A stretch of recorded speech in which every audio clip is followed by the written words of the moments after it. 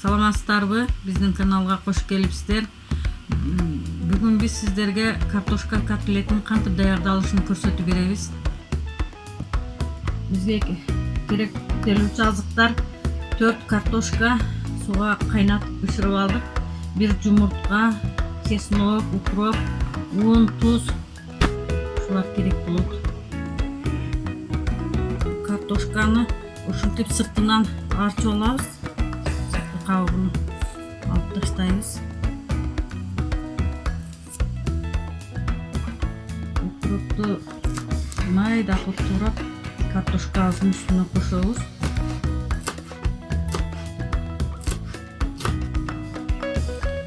Чеснокты майда кылып туурап андагы картошкага кошобуз. Тууралган чеснок менен укропту картошкага кошобуз. 1 жумуртканы да кошобуз. 1 кашык туз кошобуз. Баарын аралаштырабыз.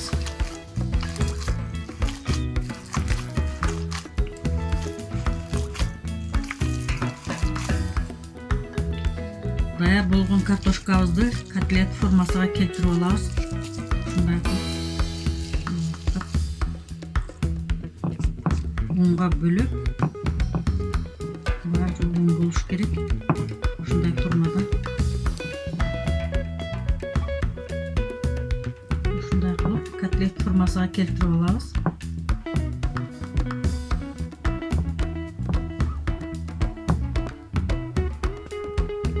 Даяр болгон котлетибизди ушундай майга салып бышырып алабыз.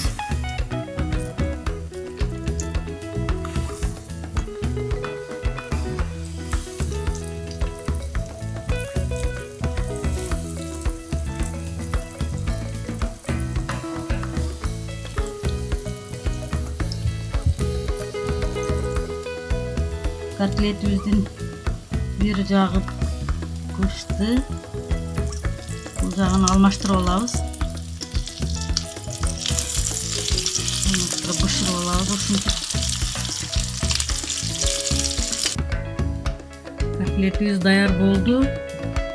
Биздин каналга кошулуңуздар. Сиздер да даярдап көрүңүздөр. Тамагыңыздар даамдуу болсун.